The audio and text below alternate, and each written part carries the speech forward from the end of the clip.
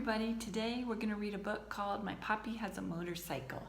This is a pretty new book and it's kind of a fun one because the author is from Corona, California, not very far from where we live.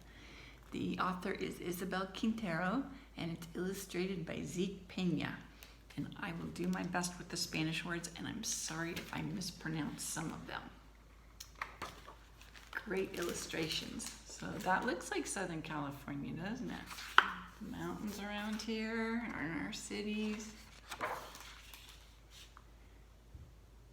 Let's start over here so you can see better.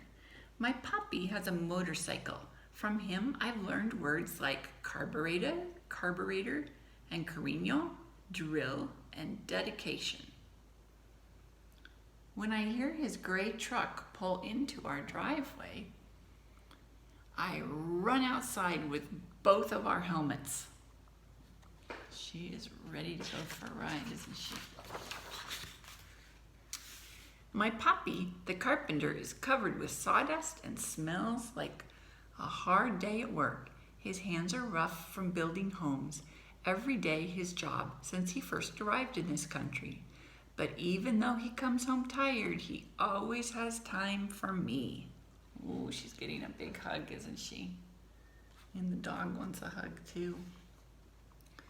When our city is winding down, he takes me for a ride. Today he's going to show me the new homes he's working on. Papi is careful with my ponytail as he pulls my helmet tight. When he lifts me onto the smooth black seat, his hands don't feel rough. They don't feel tired. They feel like all the love he has trouble saying. Putting her on the motorcycle, he said, "Lista? Ready?" And she said, "Sí." Yes, I'm ready. I bet she's excited. Papa revs the engine and the smell of gasoline hits me as he squeezes the accelerator. Vroom, vroom. The motor rumbles and growls. Looks like her mom and her brother says, "Con cuidado, be careful. Arregate. Hold on," and then we take off. There they go. The shiny blue metal of the motorcycle glows in the sun. The bright orange sun is on its way down, turning our sky blue and purple and gold. We become a spectacular celestial thing soaring on the asphalt. A comet, the sawdust falling from Papi's hair, and the clothes become a tail following us. So the sawdust that's falling off of his clothes and his hair, she said, become a tail. So the sun is going down. It's getting to be sunset time. Papi zigzags through the street. We pass Abuelita's church, Tortilleria de Estrella, and stop for stray cats crossing in front of us. Mommy thinks there's too many of them, but I think there's just enough. Sounds like her mommy doesn't like them as much as she does. There's all the things in her neighborhood. They're going for a ride. We pass by Joy's Market where Mommy buys my gummy bears. Mr. Garcia, our librarian, is walking out the door and nods at us. We nod back. That's how we greet each other. See how the illustrator makes it show that they're nodding. That's how they wave. They nod to each other. Looks like Mr. Garcia, the librarian, has a book in his hand too, doesn't it?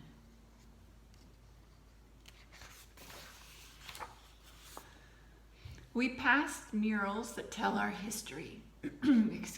Of citrus groves and immigrants who worked them, and of the famous road race that took place on Grand Boulevard 100 years ago. So here you can see this is actually a mural. It's a big painting because you can see the regular buildings here and here, and then this is like a big painting showing an old road race. Look at those old cars. And it shows the lemon groves. And it must be a friend of hers. It says, "Daisy." Now I know that we're stopping at Don Rudy's Raspados. What do you think they're going to get? But as we near the shop, we can see that it's empty and out of business. I can tell that Papi's disappointed. It says Don Rudy's Raspados de Frutas Naturales. And it's all boarded up. Looks like the business is closed. Imagine the sweet smell of the syrups Don Rudy used to flavor our shaved ice. Bloop, bloop, bloop.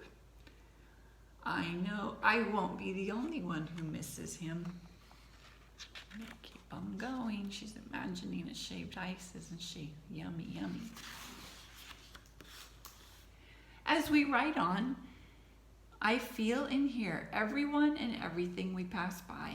Each sound landing in my ears rebuilds whole neighborhoods inside me. No matter how far I go from this place or how much it changes, this city will always be with me. So she's hearing birds chirp, chirp, chirp. She's hearing the ice cream man ding, ding, ding. Somebody's mowing their grass. And she's hearing the people playing soccer here. Hi-ya-ya. She's taking in all the sights and the sounds. We cruised by Abuelito and Abuelita's old yellow house, the one with the lemon tree that grew from the seeds of the lemons Abuelito used to pick not far from here. Mommy says we're going to visit them tomorrow to cut napoles from their garden and eat I always mess this one up. Albondigas. Sorry if I totally butchered that. In Abuelita's kitchen, where the food always tastes better. So they're driving by and they say, Mija, adios, mi reina, adios. We turn the corner and then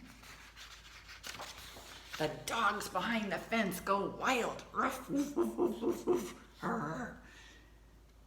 Frankly, the Lopez's Labradoodle escapes from her yard and runs after us. Mercedes Lopez, the fastest runner in our class, races after her.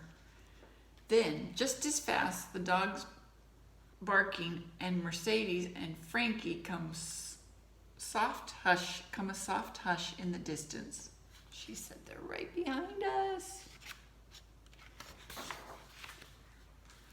We ride towards the new homes, replacing the last of the citrus groves. The painters, drywallers, and floor layers all greet us, but we can barely hear their words amid the sounds of the hammers and the air compressors. Trabajando duro, muchachos? A little bit, not too much. There's his friends that he works with, it looks like. Even in all that noise, my Papi's voice touches everything. This man's up on a ladder working.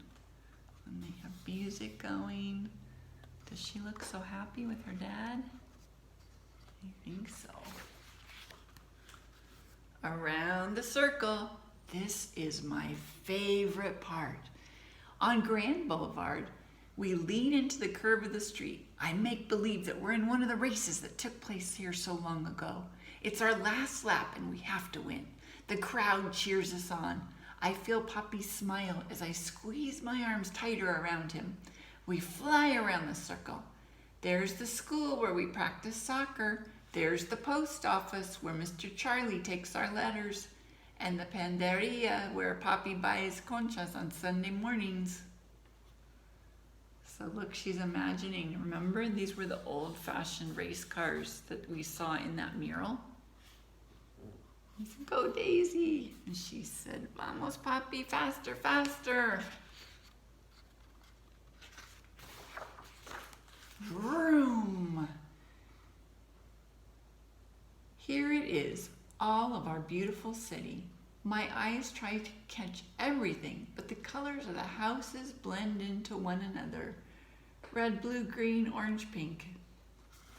A lot of pretty colors, aren't there? There they go. Do you see the cats watching them?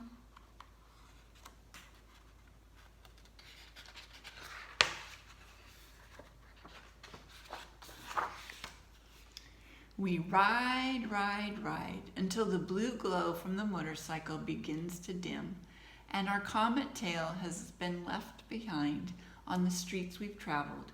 We head home and slowly the engine echoes back to us onto our street and then our driveway, our finish line. Mommy and little brother hear the motorcycle and run out to greet us. Mommy waves us in just like a referee. Papi and I can't stop laughing. We had a good ride. Though through our laughter, I hear a familiar sound. Honk, honk, honk. Raspados. Ooh, let's see what that is.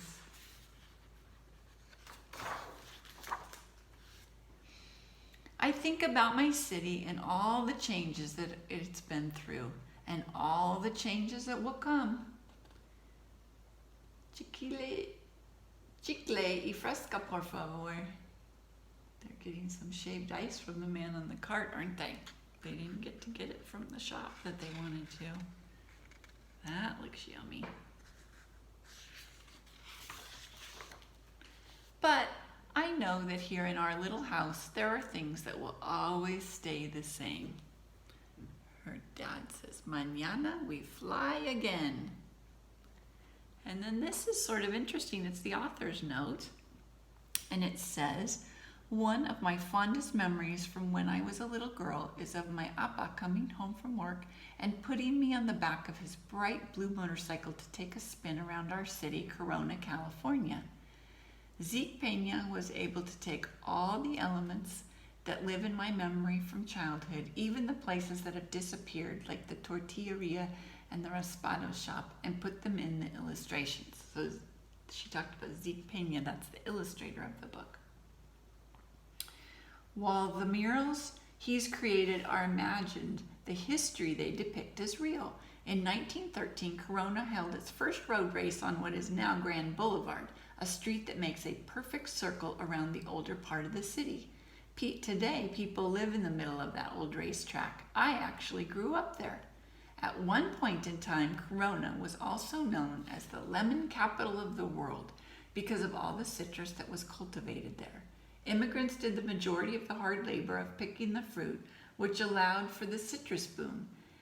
And this in turn helped establish the city. I wanted to give a nod to the workers who built not only Corona, but a lot of our country, including my grandfather. History and change are always on my mind. Who are the people who build our cities and form our communities? Who are the people who get streets named after them? Who are the people who lay the asphalt? I think these are important questions and ones I've thought about since I was a kid, and more so as an adult. Ultimately, this book is a love letter to both my father, who showed me a different way of experiencing home, and to Corona, California, a city that will always be a part of me.